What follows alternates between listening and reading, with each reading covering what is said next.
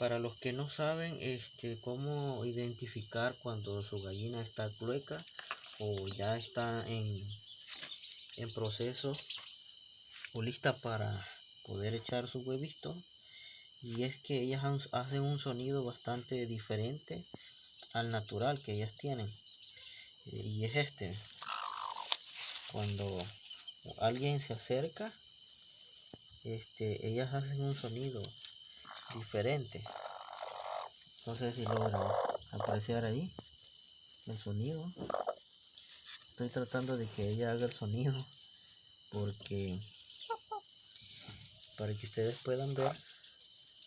Este es el nidito, vean ahí, tiene zacatillo y algunas hojas de maíz. Y pues esta gallina ya tiene un día de estar acá completo, 24 horas.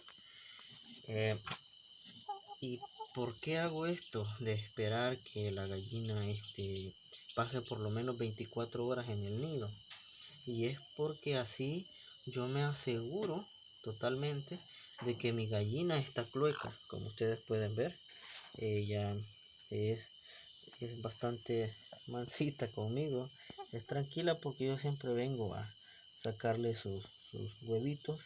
Ya me conoce bastante.